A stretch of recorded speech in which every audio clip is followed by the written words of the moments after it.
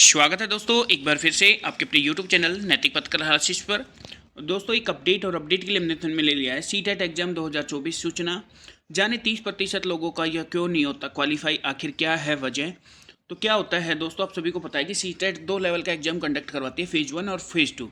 सबसे बड़ी समस्या किनके सामने आती है? जो फर्स्ट टाइम सीटेट देते हैं उनको समस्या क्या आती है? जो पेपर में प्रीफर्ड लैंग्वेज दी जाती है, लैंग्वेज फर्स्ट और लैंग्वेज सेकंड।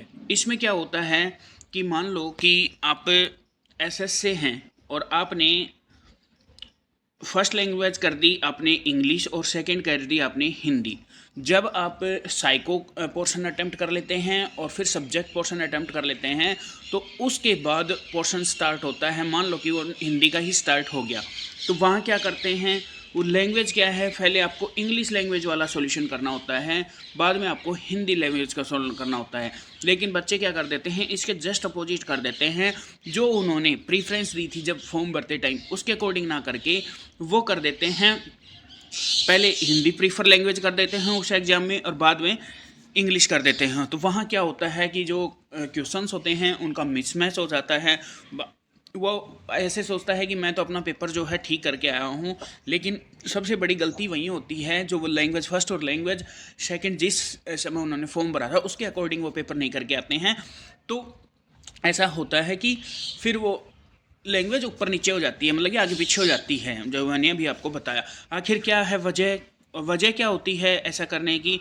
पेपर में एक तो सबसे बड़ा कन्फ्यूजन हो जाता है। अरे पेपर आजकल लेंथी भी आने लग गया है, क्योंकि आपका कंक्लूजन बेस्ड टाइप आपके क्वेश्चन आने लगे हैं सीटेट के। और वैसे तो पूरा जो पेपर होता है वो आपका एनसीईआरटी बेस्ड ही होता है।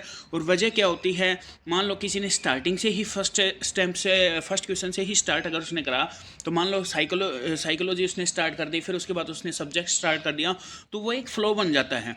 फ़्लो बनने की वजह से क्या होता है, उस टाइम कन्फ्यूजन हो जाता है। फ़्लो में ध्यान ही नहीं रहता है कि उसको कौन सी, जब फॉर्म भरा था उसने कौन सी प्रीफर लैंग्वेज करी थी, लैंग्वेज फर्स्ट उसने हिंदी करी थी या हिंदी। जिनको ध्यान रहता है उनका तो पेपर क्लियर हो जाता है, बट जिनको ध्यान नहीं रहता या जो ने फर्स्ट टाइम अटैम्प्ट देते हैं वो ये गलती कर देते हैं, फिर उनका जो सीटेट है वो क्वालिफाई नहीं होता है। जिनका एडमिट कार्ड नहीं आया है वो क्या करें? तो प्यारे साथियों मैं बताना चाहूँगा, 14 का जिनका एग्जाम है उनका तो कल ही की डेट में यानी कि 12 दिसंबर को एडमिट कार्ड आ गया था। लेकिन जिनका 15 दिसंबर को एग्जाम है उनके एडमिट कार्ड आज जारी कर दिए गए हैं।